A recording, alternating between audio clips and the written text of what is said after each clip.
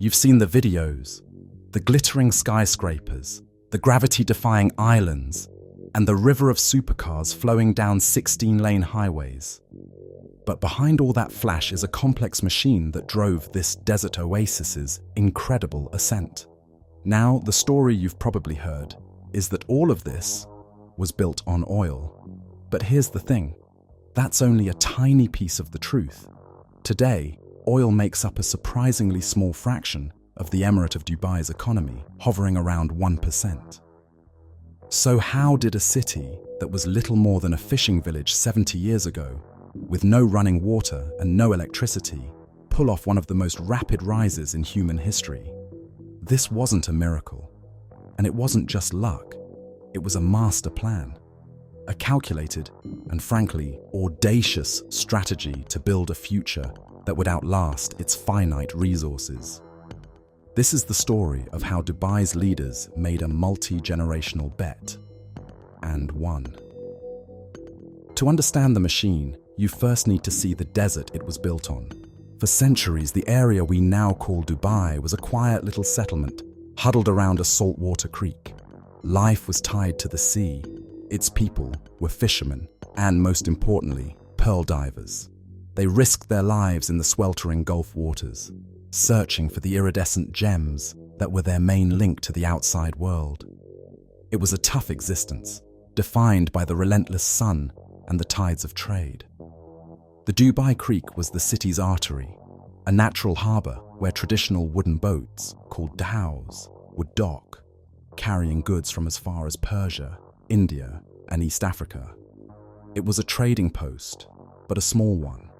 Then, the discovery of cultured pearls in Japan in the early 20th century completely devastated the market, and Dubai's fragile economy was pushed to the brink of collapse. The city faced a simple choice: adapt or fade back into the sands. It chose to adapt. The first major turning point came in 1966. After years of searching, oil was discovered just offshore. For any other place, this would be the start of the story. For Dubai, it was just the beginning of the real plan. Dubai's ruler at the time, Sheikh Rashid bin Saeed Al Maktoum, was a true visionary.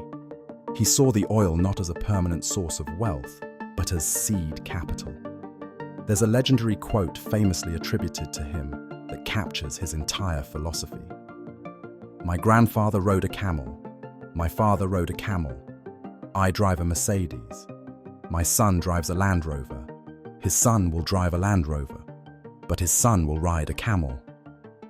He understood, with incredible foresight, that the oil would one day run out. If Dubai didn't use that temporary windfall to build something permanent, his descendants would be right back where his ancestors started. This single, powerful idea became the foundational prophecy for modern Dubai.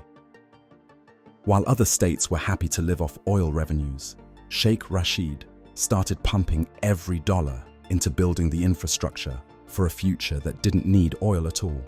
He dredged the creek, built a deep-water port, an international airport, and a World Trade Center. It was a massive gamble. The international banks thought he was crazy, but he borrowed heavily, utterly convinced that if he built it, they would come. And they did come. The first pillar of Dubai's master plan was to become the undisputed crossroads of the world for trade and logistics. Its geographic location gave it a natural head start, perfectly positioned between the manufacturing centers of Asia and the consumer markets of Europe and the West. The crown jewel of this strategy is Jebel Ali Port. Opened in 1979, it wasn't just a port, it was the world's largest man-made harbor. But the genius stroke was what they attached to it: a free zone. Inside the Jebel Ali Free Zone, Jafza, foreign companies could have 100% ownership, pay zero import or re-export duties, and face no corporate or personal income taxes. This simple concept was a magnet for global business, and it transformed Dubai into a logistical superpower. Today, Jebel Ali is one of the busiest ports on the planet, handling a record 15.5 million container units in 2024 alone. It's a city within a city, a critical node in the global supply chain. At the same time, Dubai International Airport, DXB, was undergoing a parallel explosion. It became a hub for the world's travelers, a place where continents connect. In 2024, it welcomed a record-breaking 92.3 million passengers, cementing its title as the world's busiest international airport for a decade. By the end of the third quarter of 2025, it had already served over 70 million passengers, on pace to shatter its own records yet again. This dual dominance in sea and air freight made Dubai absolutely essential to the flow of global commerce. But moving boxes and people wasn't enough. The second pillar was to make Dubai a place where people wanted to stay. The vision? To build a global tourism and luxury brand completely from scratch. This meant creating spectacles, things you couldn't see anywhere else on Earth. The strategy was simple: build icons. The Burj Al Arab, marketed as the world's first 7-star hotel. The Dubai Mall, which became one of the most visited retail destinations on the planet, with a record 111 million visitors in 2024. And of course, the Burj Khalifa, the tallest building ever created by humankind. These weren't just buildings, they were global marketing campaigns made of concrete and steel. They screamed luxury, ambition, and a vision of the future. Dubai carefully curated an image of being safe, sunny, and spectacular. The results have been staggering. In 2024, Dubai welcomed 18.72 million international visitors. By mid-2025, nearly 10 million had already arrived, a 6% increase from the previous year, proving the tourism engine is still accelerating. Today, tourism is a cornerstone of the economy, a self-perpetuating machine fueled by pure spectacle. To house all the companies and people flooding in, Dubai needed a third pillar, a revolutionary approach to real estate. For decades, foreign nationals couldn't own property in the UAE. Then, in 2002, Dubai changed the game entirely. It designated specific areas where foreigners could buy property outright.